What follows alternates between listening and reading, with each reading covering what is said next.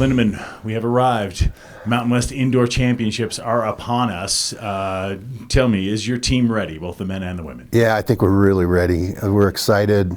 We had separate team meetings of our men's and women's teams last night, talk about the outlook for us and our preparation for it. And this is an exciting time of the year, especially because we didn't have an indoor championships last year. So it's been 2 years, and we want to get the edge back. For sure. Let's talk first about the ladies' side. I know Katie Thompson's a big hit. Probably won't be able to compete. Yeah, she will not be able to compete. But there's several things we're really excited about with our women. Our young women distance runners, and there's a few sophomores and juniors in there too. But some of the freshmen like Lindsay Peters and Allie Peterson and Hallie Hamilton. We're just excited to see what they can do. You know, they had such a wonderful cross-country finish. And so let's see what they do when they line up on the track. And we have them spread out between the mile and the 3,000 and the 5,000. Some of them are running the distance medley mostly, but most of those are freshmen and sophomores. And so we're excited to see what they can do in a big pressure of a conference meet. And then our vertical jumpers, Ari Martinez, an Albuquerque native, goes back home, you know, to high jump. She's been placing in the top 8 the last several championships. Granted, we've missed a couple of them, but she's just a dependable performer in big meets for us. And then our women pole vaulters, 2 seniors and a freshman.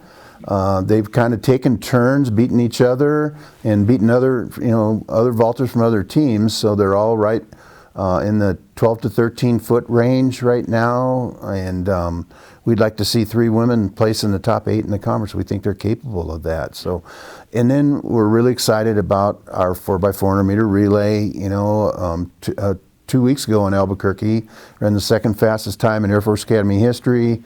So Michelle Roca, Grace Presh, both seniors, Katie Rio, a freshman. You know, they're gonna. We can't wait to see what they can do. Future certainly looks bright, and it'll be fun to see what they do in this some of their first championship. Exactly. Now, on the men's side, really looking good there, right? Yeah, I feel really good about the opportunity in front of us. I think our kids are excited, they're motivated, they're inspired going into this championship. They know what we're capable of. If you look at, there's 17 indoor events, and if you look at them, CSU, our biggest rival, for a conference title, they match up with us really well, and they're going to be ahead in half those events, and we're going to be ahead in the other half. And can we pick up a few gains? And we've talked about with our team that every point counts. And so if we have somebody in fourth and they have somebody in third, if we can flip that, that's a 2-point swing for us. So that's what we're going to be trying to do. And our distance runners are our strength. They've been running really well, a mile. Obviously Sam Gilman, we could have him anywhere, but he's in the end he's going to run 3 races, and if we need him, maybe even a 4th in the 3,000. Hopefully we'll get to that point and we'll feel like, okay, we're safe. But we really respect Colorado State. We respect their coaching staff. We respect their athletes, and they've had the edge on us now in the last 4 meets. We had won 7 out of 9, and now they've got us reeling a little bit. And so it's not about revenge or anything like that. They're a rival, and we want to honor them with our best performance. And I think we'll dominate 3 of the 4 jumps, the high jump, the pole vault, and the long jump. I think we should be able to dominate those events. And in the throws, we are. 2 of our throwers, Jarrett Preet in the weight and Hayden Bullock in the shot, have stepped up their performances in the recent weeks. So we think we can match up with Colorado State in those events. Colorado State kind of has us in the 200 and 400, but we're going to get our share of points out of those events with Zach Larrier and Sean Geither. Senior Sean Geither, Zach Larrier on loan from the football team.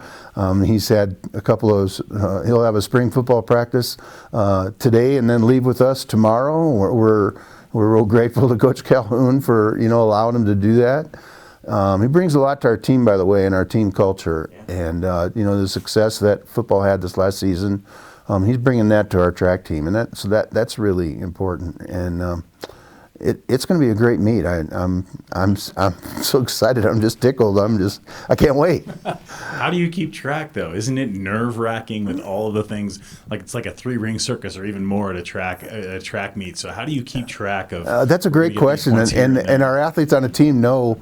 I've got this form chart that I do. I've got it right now, and I have us in Colorado State tied at 161 points. And I told our team last night we need to score 170.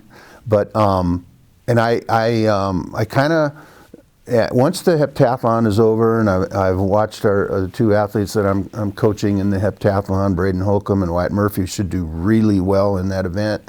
I try to watch everything at once, and I've got a little perch in the Albuquerque Convention Center where I can see our throwers, our jumpers, and our people running on the oval.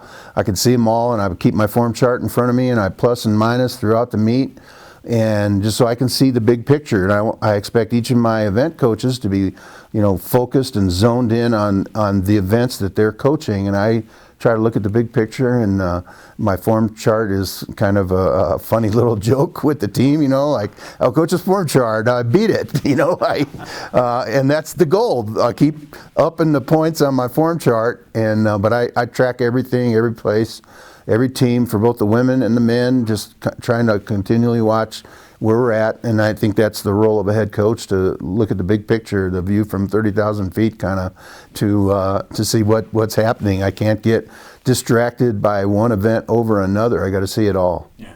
Final question I have for you: how do you, because it is such a big team and you have so many competitors, how do you make sure each one is focused on what they need to get done? That's exactly what I talked to them about yesterday in our respective team meetings. Is they have to be focused on their individual performance and not concerned with anybody else. Once they're done, I call it our process. Once they're done competing, then they give their emotional energy to their teammates, and they cheer them on and support them with kind words and whatever form that might take. But while they're competing, need to be completely focused on their event or events, one at a time. And if we do that, the accumulation of 28 individuals on the men's team and 20 on the women's team that are going to the championships, we're going to have a fine meet. But they have to be focused on their own performance. Once they're done, then they can have some fun watching their teammates and supporting their teammates. It's going to be fun. Ralph Lindeman, thanks, and good luck at the Mountain West Championships. Thanks, Brian.